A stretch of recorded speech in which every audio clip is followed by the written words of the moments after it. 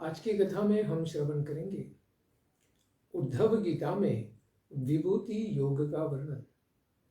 जिस प्रकार से भगवान ने अपने विभूतियों का वर्णन अर्जुन के लिए कुरुक्षेत्र के युद्ध से पहले भगवत गीता में किया था, उसी प्रकार से प्रश्न पूछने पर उद्धव जी के कल्याण के लिए और जीव मात्र के कल्याण के लिए भगवान अपने विभूतियों के बारे में ज्ञान देते हैं।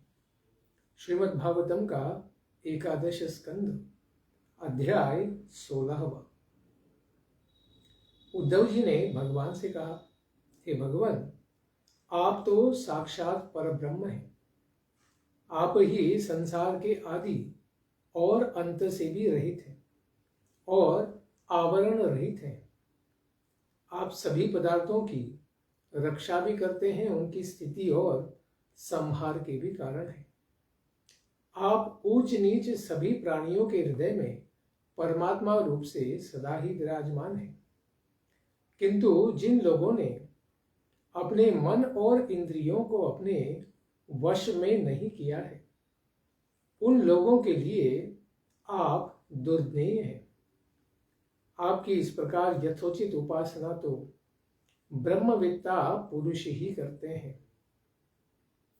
इसलिए भगवान की उपासना करने वाला व्यक्ति संसार में बड़ा ही विरला होता है, क्योंकि उनकी भक्ति तक पहुंचने के लिए व्यक्ति के पास संसार का सब ज्ञान आ जाता है। तब तक इस 11वें स्कंद में भगवान के प्रति उद्धव जी ने 20 प्रश्नों को किया था। उन्हीं के उत्तरों के विस्तार में यह पूरा 11वां स्कंद है। इस प्रकार उद्धव जी यहाँ पर क्या प्रश्न पूछते हैं?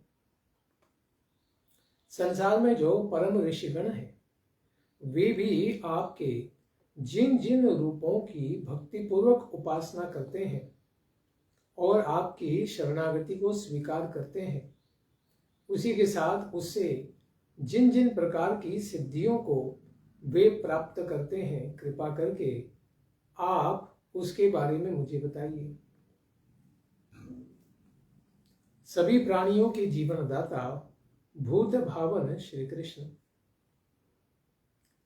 आप समस्त प्राणियों के हृदय में परमात्मा रूप से विराजमान हैं और सभी जीवों के हृदय में जीव भी जो है, आत्मा भी तो आपका ही अंश मात्र है।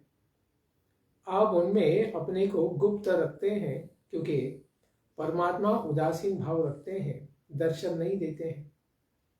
लेकिन फिर भी जीव की सारी इच्छाओं को उपद्रष्टा अनुमंता च भर्ता भोक्ता महेश्वर आप ही हैं। जीव के सारे कार्यकलापों को आप देखते हैं, लेकिन उनमें भाग नहीं लेते। इसीलिए आप तो सबों को देखते हैं, किंतु आपकी माया से मोहित जीव आपको नहीं देख पाता है।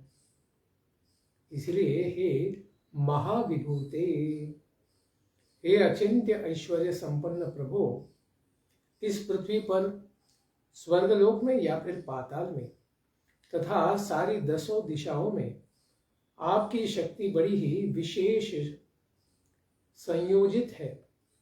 जितनी भी आपकी विशेष विभूतियां हैं, शक्ति स्थान है, शक्ति पीठ है, उन सबों को कृपा करके आप मुझे बताइए। क्यों बताइए? क्योंकि मैं आपके चरण कमलों में शरणागत भक्त हूं, इसलिए आपको बारंबार प्रणाम भी करता हूं। इसीलिए संसार में जो भी तीर्थों को तीर्थ बना देने वाले हैं, ऐसे केवल आप ही हैं और आपकी विभूतियां ही सारे संसार में छाई हुई है। इस प्रकार विभूतियों के बारे में प्रश्न पूछने पर भगवान श्री कृष्ण कहते हैं कि हे प्रश्न विदाम्बर, हे प्रश्न के मर्म को समझने वाले उद्धव, जिस समय कुरुक्षेत्र में युद्ध हो रहा था, उस समय शत्रुओं के साथ युद्ध करने की इच्छुक ऐसे अर्जुन ने, भगवान के परम भक्त ने भी इसी प्रकार से उनको प्रश्न पूछा था। क्योंकि राज्य प्राप्त करने के लिए अपने कुटुंबियों को मारना अत्यंत निंदित और अधर्म ही है, क्योंकि ये सारे संसाधन भौतिक है और एक क्षण में तो हमें ये शरीर ही छोड़ देना है, तो बाकी फिर संपत्ति, धन, जमीन आदि लेकर क्या करेंगे। इस तरह से विचार करके अर्जुन लौकिकों के समान ही यह सोच रहा था कि मैं मारने वाला हूं और ये सब मेरे द्वारा मारे जाने वाले हैं। इस तरह से सोचकर अर्जुन युद्ध से परांगमुख हो गया था। वह किसी भी प्रकार से युद्ध नहीं करना चाहता था। उस समय यह पुरुष शिरोमणि अर्जुन, इसको मैंने ही युक्तियों से समझाया कि किस प्रकार से युद्ध के मैदान में युद्ध करना ही एक क्षत्रिय के लिए कर्तव्य है। यही इस संसार में भोग और मोक्ष का कारण बनेगा, अगर उसको निष्काम भावना से धर्म की सेवा के लिए कर दिया जाए। इसीलिए भगवान कहते हैं, उद्धव, जिस प्रकार से अर्जुन के लिए मैंने इन विभूतियों का दिव्य ज्ञान दिया, उसी प्रकार से आज तुम्हें भी बताता हूं। भगवान कहते हैं, सब प्राणियों के हृदय में परमात्मा रूप विराजमान मैं ही उनका हितैषी हूं, मैं ही उनका नियामक हूं, और शरीर में स्थित आत्मा भी मेरा ही अंश है, मेरी ही विभूति है, क्योंकि वो भी तटस्था शक्ति का ही अंश है। मैं ही इन सभी प्राणियों और पदार्थों में जितने भी अनुरेणु हैं, इनमें भी परमात्मा रूप से विराजमान हूं, तथा मैं ही इन सबों की स्थिति, उत्पत्ति एवं संहार का भी कारण हूं। मैं गतिशील पदार्थों में गति हूं, अपने अधीन करने वालों में मैं काल हूं, जो सबको अधीन करता है और नष्ट भी कर देता है। ये काल शक्ति भी भगवान की ही विभूति है। और गुणों में मैं उनके मूल स्वरूप साम्य नामक गुण हूं, क्योंकि गुण तो कम अधिक मात्रा में पाए जाते हैं। किसी में सत्व ज्यादा तो किसी में तमोगुण ज्यादा होता है, लेकिन भगवान कहते हैं गुणों की समस्थिति जो इस संसार के प्रकटीकरण से पहले होती है, वह साम्य नामक गुण भगवान की विभूति है। और गुणियों में, यानी सारे गुणों को धारण करने वालों में मैं उनका स्वाभाविक गुण हूं। जैसे ब्राह्मणों में सत्व, क्षत्रियों में रज, वैश्यों में रज और तमो, और शूद्रों में तमोगुण। तो ये गुण जो है ये भी भगवान की ही विभूति है। जिनमें सत्वादि गुण उद्भूत हैं, ऐसे पदार्थों में मैं क्रिया शक्ति प्रधान प्रथम कार्य सूत्रात्मा हूं, और महानों में मैं ज्ञान शक्ति प्रधान महत तत्व हूं, जिससे सारे संसार के तत्व पाए जाते हैं। सूक्ष्म पदार्थों में मैं जीव हूं, क्योंकि एक केश के अग्रभाग के 10,000वां छोटा हिस्सा जितना छोटा होता है, ये जीव का आकार है। तो जीव तो अत्यंत ही सूक्ष्म है और आध्यात्मिक होने के कारण उसका दर्शन भी नहीं होता है। इसलिए भगवान कहते हैं, सूक्ष्माणामपि अहम जीवः। सूक्ष्म पदार्थों में मैं जीव हूं और बड़ी ही कठिनाई से योगियों के वश में होने वाला मैं मन हूं, क्योंकि मन को जीतना बड़े बड़े योगी के लिए भी कठिन होता है। मैं वेदों का अभिव्यक्ति स्थान हिरण्यगर्भ हूं। मंत्रों में 3 मात्राओं में जिसका उच्चारण किया जाता है, अ ओ म से, वह ओंकार प्रणव मैं ही हूं। मंत्राणाम त्रिवृत प्रणवः। और छंदों में मैं त्रिपदा गायत्री हूं। गायत्री छंद, छंदों में भगवान की विभूति है। मैं सभी देवताओं में इंद्र हूं। अहम सर्वदेवानाम इंद्रः। वसुओं में हव्यव्याट हूं। आदित्यों में मैं महान विष्णु यानी वामन देव हूँ। आदित्य यानी अदिति के पुत्र कश्यप जी से जो प्राप्त हैं, उन सारे पुत्रों में सबसे छोटे वामन देव भगवान की ही विभूति अवतार है। और रुद्रों में नील लोहित नामक रुद्र साक्षात भगवान की विभूति है। सारे ब्रह्मर्षियों में, ब्रह्मज्ञानियों में, ब्रह्मांड के सारे ब्राह्मणों के अधिपति भृगु भगवान की विभूति है। राजर्षियों में मनुष्यों के जो राजा होते हैं, इनमें आदि मनु स्वयंभू मनु भगवान की विभूति है। और हर एक मनवंतर में उस प्रकार के जो जो मनु बनेंगे वे भी भगवान की ही विभूति है। देवर्षियों में भगवान नारद है। गवों में कामधेनु गौ माता भगवान की विभूति है। सिद्धेश्वरों में, सिद्ध जीवों में भगवान कपिल जी जो देवहूति पुत्र है, यह भगवान की विभूति है। पक्षियों में गरुड़ राज जो भगवान के वाहन है, वे गरुड़ जी भगवान की विभूति है। प्रजापतियों में आदि प्रजापति दक्ष हैं। और पितरों में पितरों के राजा अर्यमा भगवान की विभूति है। और दैत्यों में भगवान कहते हैं असुरेश्वर हिरण्यकशिपु के पुत्र प्रहलाद भगवान की विभूति है। नक्षत्रों में चंद्रमा विभूति है। सारी औषधियों में सोमरस विभूति है। और यक्ष राक्षसों में भगवान कहते धनेशम विद्धि, मुझे धन का कोषाध्यक्ष कुबेर समझो।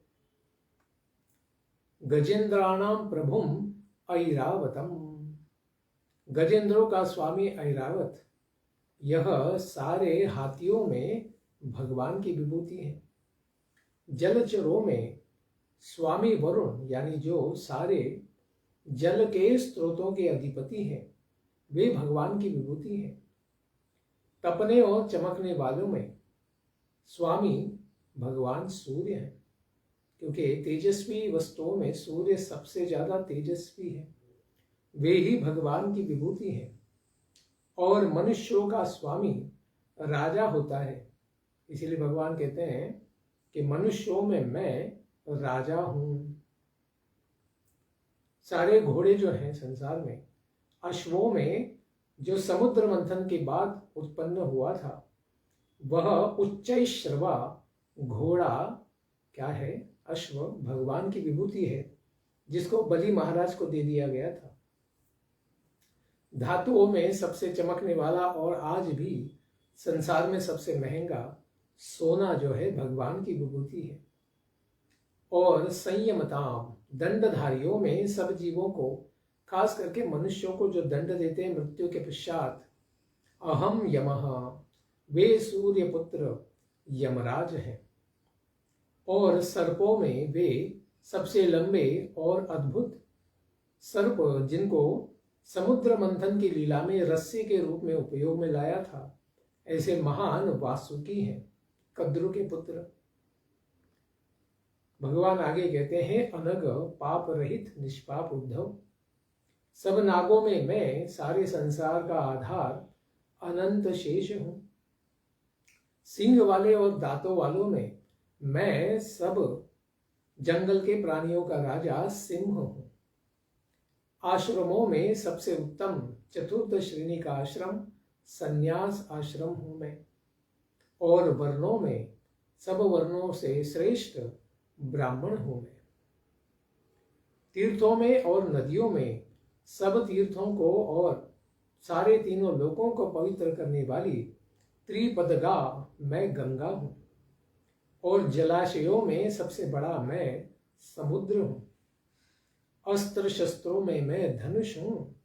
और धनुषधारियों में सर्वश्रेष्ठ त्रिपुरारी शंकर मैं हूं। सारे निवास स्थानों में सुमेरु, जो इस संसार में सबसे केंद्र स्थान में 80,000 योजन लंबा दुर्गम सोने का जो पर्वत है, वही सुमेरु में हूं। और गहना नाम हिमालय, दुर्गम स्थानों में अद्भुत ऐसा हिमालय मैं ही हूं। गीता में कहते हैं स्थावराणाम हिमालय। सारी वनस्पतियों में मैं अश्वत्थ बरगद का पेड़ हूं। और औषधि नाम अहम यवः। औषधियों में जौ भगवान की विभूति है। संसार में जितने भी पुरोहित हैं, वैसे ब्राह्मणों के लिए पुरोहित का कार्य करना इतना श्रेष्ठ नहीं है, लेकिन सूर्य वंश के पुरोहित भगवान वशिष्ठ मुनि, यह भगवान की विभूति है। वेदार्थ वेत्ताओं में वे देवताओं के भी गुरु बृहस्पति हैं और वे उद्धव जी के भी गुरु हैं। समस्त सेनापतियों में देवताओं के सेनापति भगवान शिव जी के पुत्र कार्तिकेय भगवान की विभूति है। और सन्मार्ग प्रवर्तकों में सारे संसार को ज्ञान देने वाले ब्रह्मा जी भगवान की विभूति है। पंच यज्ञों में ब्रह्म यज्ञ यानी स्वाध्याय यज्ञ, जिसके द्वारा वेदों का अध्ययन किया जाता है, वह भगवान की विभूति है। सारे व्रतों में सबसे कठिन अहिंसा व्रत भगवान की विभूति है। शुद्ध करने वाले पदार्थों में सदा ही नित्य शुद्ध वायु अग्नि सूर्य जल वाणी एवं परमात्मा भगवान स्वयं है। अष्टांग योगों में मनोनिरोध रूप जो सबसे उत्तम स्थिति समाधि है, वह समाधि की स्थिति जो भगवान के ऊपर ही धारण की जाती है, वह समाधि विधि भगवान की विभूति है। विजय की इच्छा रखने वालों में मंत्र बल यानी मंत्रों के द्वारा विजय प्राप्त किया जाता है। यह मंत्र बल जो है, जिनके द्वारा सारे अस्त्र शस्त्र भी प्रकट किए जाते हैं, ब्रह्मास्त्र भी, तो यह मंत्र बल भगवान की विभूति है। कौशलों में वे आत्मा एवं अनात्मा का विवेक, आन्वीक्षिकी जिसको कहा जाता है, इसके विवेक रूप भगवान ही कौशल है।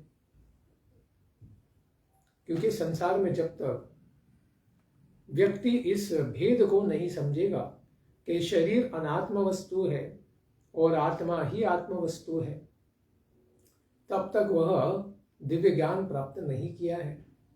इस प्रकार से भगवान सारे विकल्पों में बताते हैं कि ख्यातिवादी नाम अख्याति, जो ख्याति के लिए भागता ही नहीं है, प्रसिद्धि के पीछे नहीं भागता है, वही ख्यातिवादियों में सर्वश्रेष्ठ है। अन्यथा ख्याति शून्य ख्याति। असत ख्याति और अनिर्वचनीय ख्यातियों में काठिन्य को जानने वाला ही भगवान कहते हैं मैं विकल्प हूं। जिस विकल्प के द्वारा भगवान की संसिद्धि होती है, स्थापना होती है, वही भगवान की विभूति है। भगवान कहते हैं स्त्रियों में मैं शतरूपा हूं, जो स्वयंभू मनु की पत्नी थी, और पुरुषों में स्वयंभू मनु हूं, क्योंकि वे ही प्रथम मनुष्य हैं। मुनियों में वे नारायण मुनि हैं और ब्रह्मचारियों में वे श्रेष्ठ ब्रह्मा जी के मानस पुत्र सनत कुमार विभूति हैं। धर्मों में पुनः वे कहते हैं अहम धर्माणाम संन्यासः, जीवों को अभय प्रदान रूप संन्यास हूं। अभय के स्थानों में अंतनिष्ठ, गोपियों में प्रिय वचन यानी मीठी वाणी हूं, जिसके द्वारा वे भगवान को भी रिझाने का कार्य करती हैं। और इसी प्रकार से मौन भी, क्योंकि ज्ञानी जन तो मौन के द्वारा ही सारा ज्ञान प्राप्त कर लेते हैं। इसीलिए प्रिय वचन और गुह्यानाम सुनृतम मौनम, एक तो प्रिय वाणी बोले या फिर मौन रहे, ये भगवान की विभूतियां हैं। प्रिय भाषण करने से और मौन धारण करने वाले पुरुष के अभिप्राय का पता नहीं चलता है। बहुत मीठा कोई बात कर रहा है तो अवश्य ही कुछ अपेक्षा है, लेकिन क्या अपेक्षा है पता नहीं चलती है। और मौन धारण करने से भी उनका मन प्रकट नहीं होता है तब भी उनका अभिप्राय प्राप्त नहीं होता है। इसीलिए ये भी विभूतियां भगवान से ही आती हैं। स्त्री पुरुष का जो जोड़ा उत्पन्न किया गया, इसीलिए उस स्त्री पुरुष के जोड़े के कारण इस संसार में प्रजापति ब्रह्मा है, क्योंकि उन्हीं से स्त्री और पुरुष उद्भूत हुए। वे ही ब्रह्मा जी भगवान की विभूति हैं, जिनके शरीर में 2 भागों से पुरुष और स्त्री का पहला जोड़ा यानी स्वयंभू मनु और शत्रुपा प्रकट हुए थे। सदा सावधान रहकर जागते रहने वालों में जो कभी सोता नहीं है, उसमें कौन है? तो भगवान कहते हैं संवत्सर, यानी जिसको 1 वर्ष का काल कहते हैं। यह संवत्सर स्वरूप काल ही भगवान की विभूति है, जो अनिमेष है, कभी भी सोते नहीं। काल का चक्र सदा ही घूमता रहता है। ऋतुनाम मधु माधव, ऋतुओं में मधु माधव यानी चैत्र और वैशाख के 2 महीने वसंत ऋतु हैं। नक्षत्राणाम अहम अभिजीत, महीनों में मार्गशीर्ष और नक्षत्रों में अभिजीत नक्षत्र भगवान की विभूति है। सारे युगों में सत्य त्रेता और द्वापर कली में सर्वश्रेष्ठ सत्य युग भगवान की विभूति है, जिसको कृतम भी कहते हैं। विवेकी पुरुषों में महर्षियों में भगवान कहते हैं कि मैं देवल और असित हूं। व्यासों में जिन्होंने सारे वेदों को संकलित किया है, ऐसे सारे व्यासों में मैं कृष्ण द्वैपायन महर्षि व्यासदेव हूं, जो सत्यवती के पुत्र थे। सत्यवती और पराशर मुनि के पुत्र थे।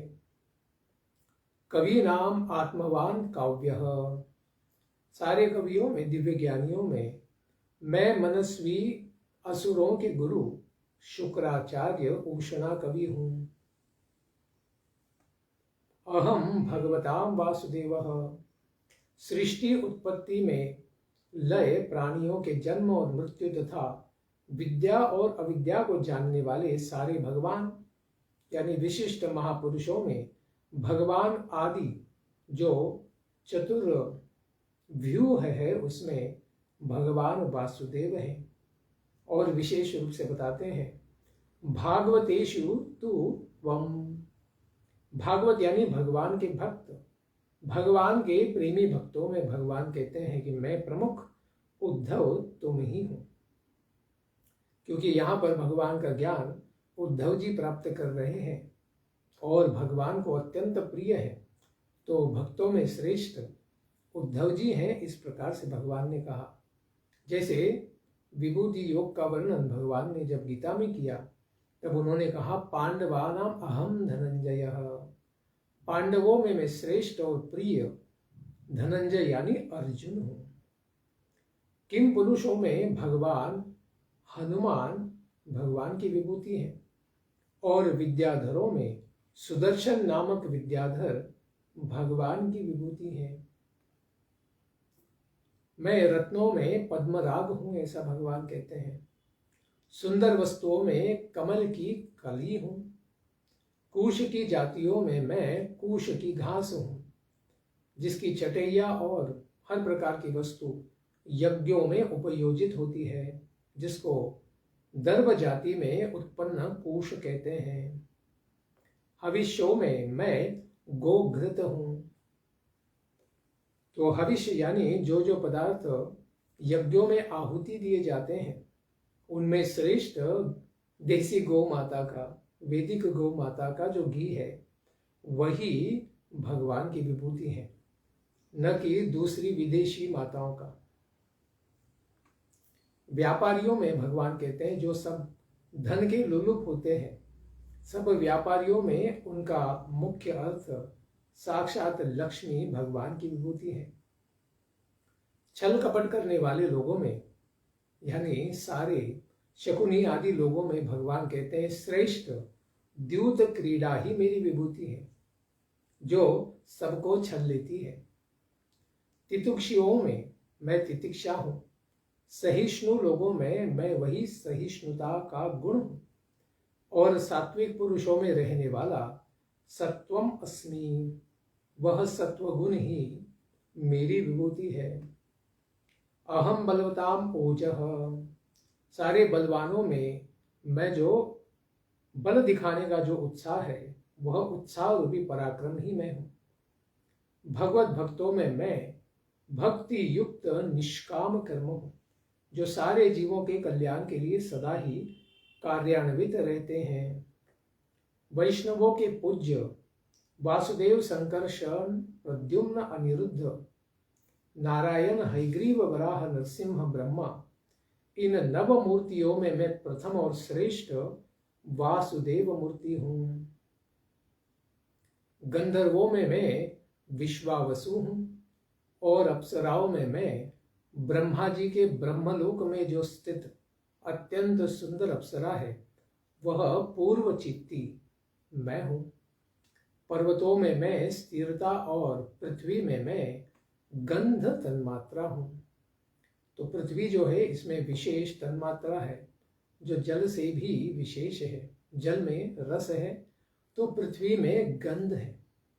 तो यह गंध तन्मात्रा है, खास करके जो पहली बरसात में हम उसको सूंघते हैं। जल में वे रस है, रसो हम अप्सु कौन्तेय, यहाँ कहते हैं अपाम रसः। जिस रस के द्वारा जल के स्पर्श से हमारी प्यास बुझ जाती है, उस जल के रस को भगवान की ही विभूति समझे। तेजस्वियों में परम तेजस्वी अग्नि है। भस्मसात कुरुते अर्जुन, हर चीज को भस्म कर देते हैं। सूर्य, चंद्रमा और तारों में वे जो तेजस्वी प्रभा है, तेज है, वही भगवान की विभूति है। आकाश में मैं उसका एकमात्र गुण यानी उसकी तन्मात्रा शब्द हूं। यह आकाश का गुण है, वह भी भगवान की ही विभूति है। ब्राह्मण भक्तों में सबसे श्रेष्ठ दानी संसार में भगवान के भक्त बलि ही भगवान की विभूति है, जो असुरों के राजा थे। वीरों में वे अर्जुन हैं। वीरानाम अहम अर्जुनः, जिन्होंने कुरुक्षेत्र के युद्ध में सबसे अधिक 40 करोड़ से अधिक लोगों को अकेले ही मार दिया था। और प्राणियों में मैं उनकी उत्पत्ति, स्थिति और प्रलय अवस्थाएं हूं। मैं पैरों में चलने की शक्ति, वाणी में बोलने की शक्ति, पायों में मल त्याग की शक्ति, हाथों में पकड़ने की शक्ति, जननेन्द्रिय में आनंद का उपभोग करने की शक्ति, त्वगेंद्रिय त्वचा में स्पर्श की शक्ति, नेत्रों में देखने की शक्ति, रसना जिह्वा में आस्वाद रस का स्वाद लेने की शक्ति, कानों में श्रवण करने की शक्ति, नासिका में सूंघने की शक्ति भी मैं ही हूं। इस प्रकार समस्त इंद्रियों की इंद्रिय शक्ति भी भगवान कहते मेरी ही विभूति है। पृथ्वी, वायु, आकाश, जल, तेज, अहंकार, महत्त्व, पंच महाभूत, जीव, अव्यक्त प्रकृति, सत्व, रजस, तमस और उनसे परे रहने वाला ब्रह्म, यह सब कुछ मैं ही हूं। इन तत्वों की गणना लक्षणों के द्वारा उनका ज्ञान और तत्व ज्ञान रूप उसका फल भी भगवान ही है। इस प्रकार ये अनेक विभूतियां संसार के महत् तत्वों से लेकर सारे तत्व भी भगवान की ही विभूतियां हैं।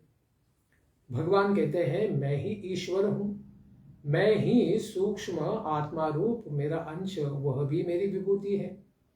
मैं ही गुण हूं और मैं ही गुणी हूं, मैं ही सबों की आत्मा हूं और मैं ही सब कुछ हूं। संसार में जो कुछ भी दिख रहा है वह सब भगवान की ही विभूति है, उनसे कुछ भिन्न नहीं है। कोई भी पदार्थ कहीं भी अलग से स्थित नहीं है, सब कुछ भगवान से ही आता है। इसलिए भगवान कहते हैं सर्वे न क्वचित भावो न विद्यते। संसार में जो भी अस्तित्व में दिखाई दे रहा है उसके पीछे भगवान ही है। भगवान को छोड़कर कोई भी चीज अपना अस्तित्व नहीं रख सकती है।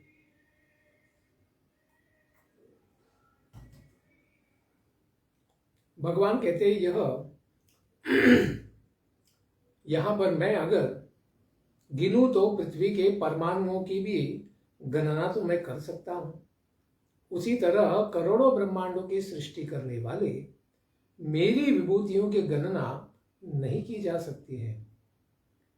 यानी भगवान कहते हैं कितने ब्रह्मांड में प्रकट करता हूं तो वे अनंत हैं, क्योंकि जब ब्रह्मांडों की ही गणना नहीं की जा सकती है तो भगवान कहते हैं मैं विभूति नाम तथा न, मेरे विभूतियों की भी गणना नहीं हो सकती है, वे भी अनंत हैं।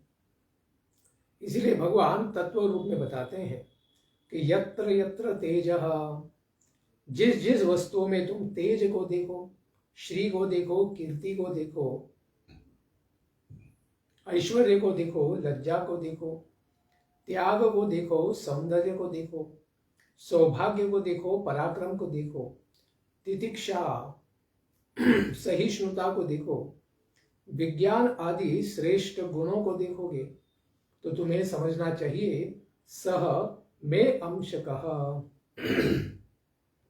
गीता में इसी बात को भगवान कहते हैं मम तेज अंश संभवः, वह सब कुछ केवल मेरी विभूति का ही अंश है।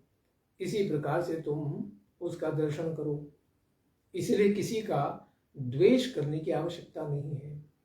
हे उद्धव, मैंने तुम्हारे प्रश्न के अनुसार सभी विभूतियों का संक्षेप में वर्णन कर दिया है। ये सभी मन के विकार है। संसार में क्या है? सब कुछ मन के विकार है। जिस जिस प्रकार से इच्छा की जाती है उसी प्रकार की वस्तुओं को संसार में व्यक्ति प्राप्त कर लेता है, क्योंकि मन से सोची हुई और वाणी से जिसका वर्णन किया गया हो, इस प्रकार से संसार में सारी वस्तुएं इनका होना आवश्यक नहीं है। वह भी स्वप्नवत ही वस्तुएं हैं, वे सब भगवान की विभूतियां हैं। लेकिन व्यक्ति तप ज्ञान यज्ञ से इनको प्राप्त भी कर लेगा, तब भी वह शाश्वत रूप से जीव के पास भौतिक रूप से नहीं रह सकती। इसलिए सारी विभूतियों को आध्यात्मिक स्तर पर ही व्यक्ति को प्राप्त करना उसके लिए लाभदायक है, क्योंकि ये भौतिक विभूतियां परमार्थ नहीं है। जिस प्रकार से आकाश पुष्प की चर्चा है कि आकाश में कोई फूल दिख गया तो वह क्या है? भ्रम मात्र होता है। वह केवल वाणी मात्र से कहे जाने वाले हैं। इसीलिए उनमें व्यक्ति को परमार्थ की दृष्टि नहीं रखनी चाहिए और भौतिक विभूतियों के पीछे नहीं भागना चाहिए। इन सब के आदि कारण भगवान के ही चरणों में ध्यान लगाना चाहिए। इसलिए भगवान कहते हैं तुम अपनी वाणी को स्वच्छंद भाषण से रोको, व्यर्थ की वल्गना प्रजल्प से सावधान हो जाओ। अपनी वाणी को व्यर्थ मत करो, मन के संकल्प विकल्प करने से भी रोको। अपने प्राणों को वश में करो प्राणायाम और मेरी धारणा के द्वारा, और इंद्रियों को खास करके मन का भी दमन करो, और सात्विक बुद्धि के द्वारा प्रपंच के लिए अभिमुख होने वाला, सदा ही प्रपंच के पीछे भागने वाली बुद्धि को तुम शांत करो। इस प्रकार से तुम ये भवाटवी फॉरेस्ट ऑफ मटेरियल एंजॉयमेंट, सारे भौतिक संसार को भगवान केवल भोगों की सामग्री का संसाधन रूपी जंगल कहते हैं। इस जंगल में भटकंती, तुम्हारी भटकने की स्थिति से तुम बच जाओगे और इस जंगल को पार कर जाओगे, यानी संसार सागर से तुम तर जाओगे। इसलिए जो साधक अपनी बुद्धि के द्वारा वाणी और मन का अच्छी तरीके से नियमन नहीं करता है, उसके द्वारा किए गए सारे व्रत, तपस्या, दान कच्चे घड़े के जल के समान सब क्षीण हो जाते हैं, नष्ट हो जाते हैं। इसीलिए कितना भी हम व्रत दान तप कर रहे हैं, लेकिन अगर हम अपनी बुद्धि के द्वारा वाणी और मन को नियंत्रित नहीं करते हैं तो सब कुछ नाश हो जाता है। इसलिए व्यक्ति ने इन सबको बचाते हुए केवल भगवान का भक्त बनना चाहिए। भगवान कहते तस्मात् मत परायणः मद भक्ति युक्तया बुद्धिया। इसीलिए मेरे प्रेमी भक्त को चाहिए कि वह मेरे आश्रित होकर भक्ति युक्त बुद्धि के द्वारा वाणी मन और प्राणों को संयमित करे, यानी भगवान का ही केवल नाम गुण रूप लीला को श्रवण करे, कीर्तन करे, स्मरण और वंदन करे। ऐसा करके उसे कुछ भी करने के लिए अवशेष नहीं रह जाता है। उसके लिए संसार में कोई कर्तव्य नहीं बचता और वह कृतकृत्य हो जाता है। ततः परिसमाप्यते।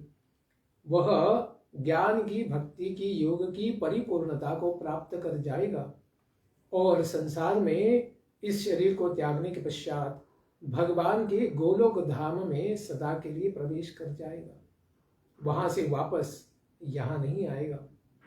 इसीलिए अगर परिपूर्णता अगर हम प्राप्त करना चाहते हैं तो भगवान की विभूतियों का दर्शन करें और उनके आदि कारण भगवान के ही चरणों का स्मरण, वंदन और पूजन करें। यही हमारे लिए एकमात्र कर्तव्य है।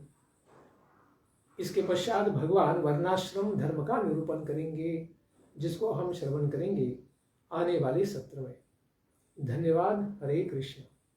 ग्रंथराज श्रीमद् भागवतम की जय। निताय गौर प्रेमानंदे हरि हरि बोल। जय जय श्री राधे श्याम।